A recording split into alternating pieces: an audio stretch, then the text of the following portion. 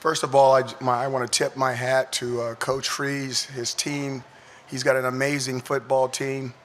I know that this is a team that went 2-1 versus the ACC last year, had big wins, and almost went 3-0 based off of a similar game that we just had with a last-second kick for a win. Mr. Willis is amazing. He is the real deal, and that football team is going to go a long way. I'm really proud of what my young men were able to accomplish. This was a complete team win. We needed everybody in the locker room for this one, and hopefully we can build upon this, because you just don't beat teams like that with individual accomplishments. Even though there's some guys that got some amazing individual stats, they didn't do it by themselves. They did it because there was 10 other guys helping like heck to make sure they had some success.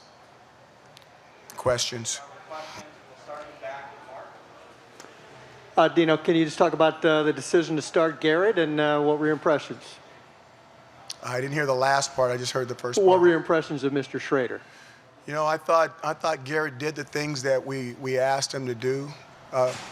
There's one thing when you're on this football team and Sean Tucker's running the ball the way he is, you know, our number one job is to find ways to make sure he gets the ball.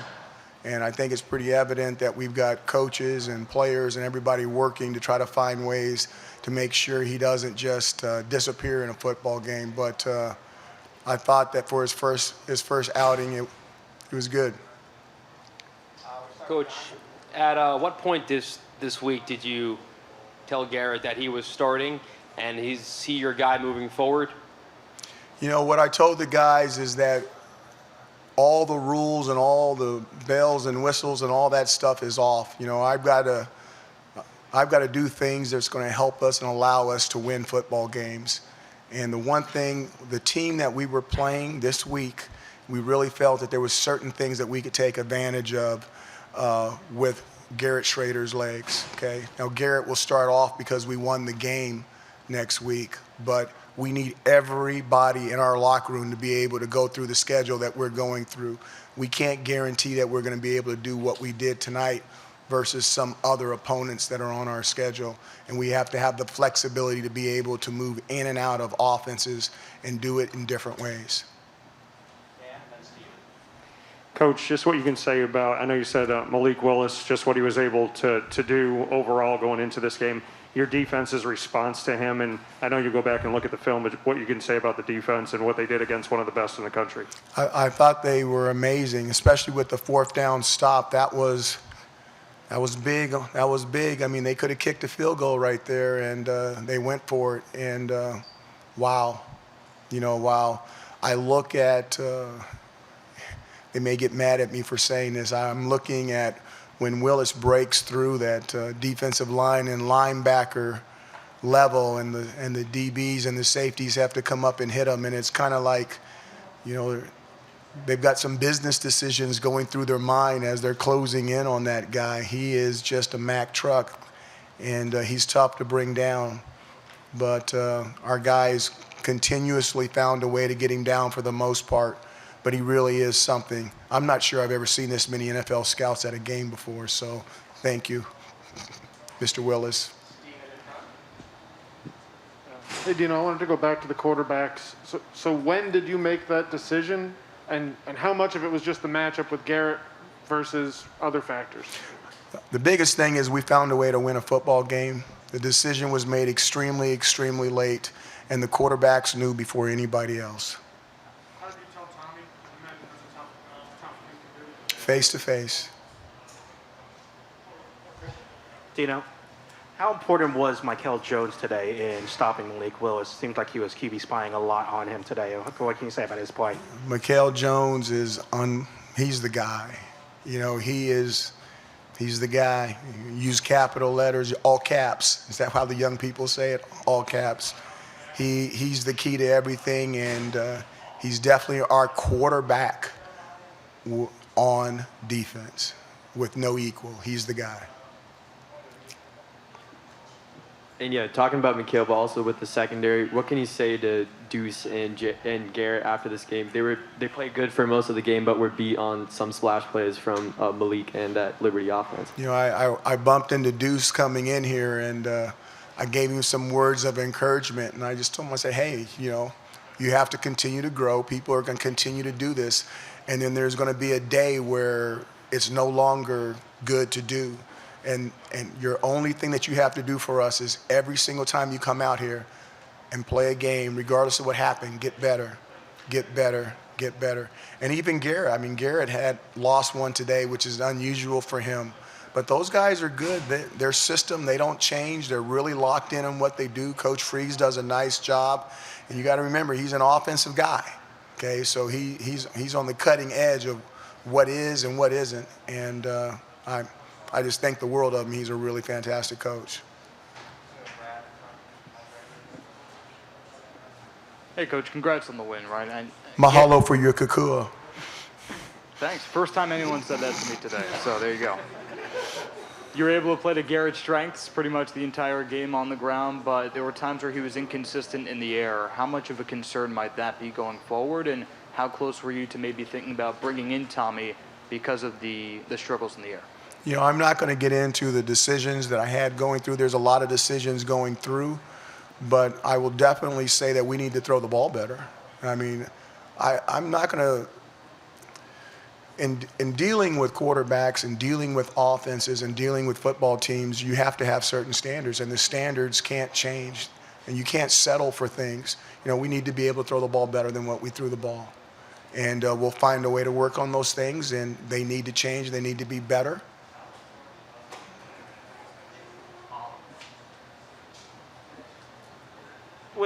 You obviously have a strength in tuck, and your defense, you know, to hold this quarterback and this offense to 21 points is pretty exceptional.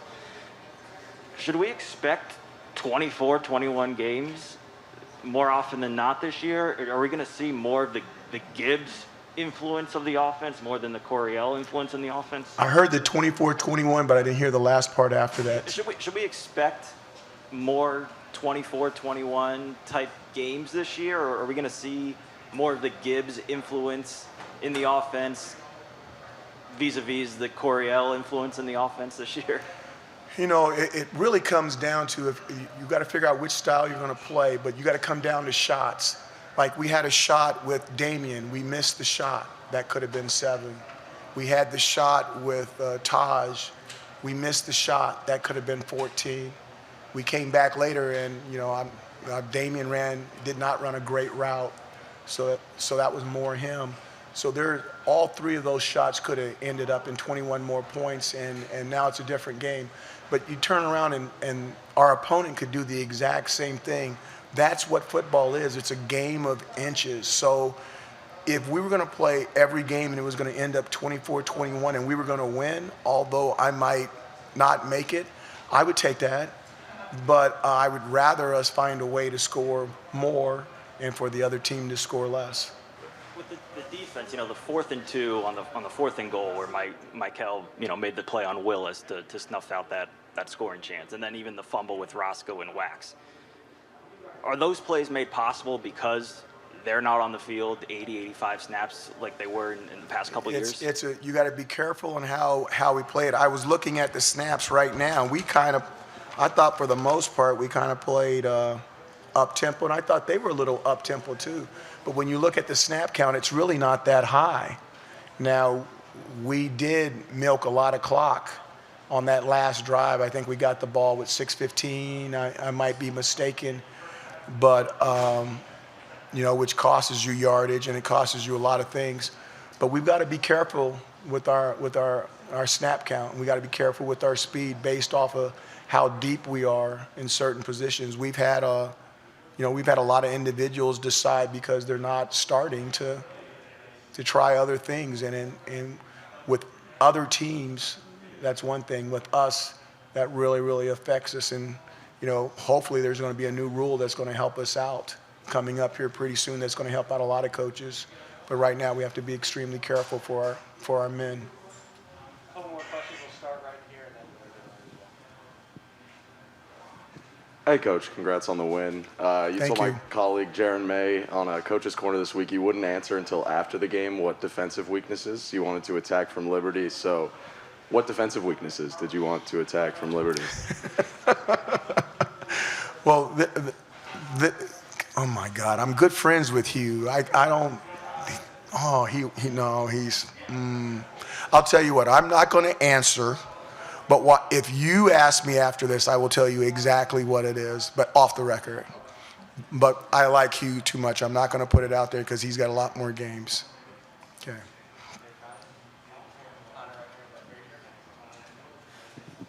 Hey, Coach. Thinking back to last year, losing to Liberty in this building, what does this mean? What does this win mean for you? What does this win mean for the program?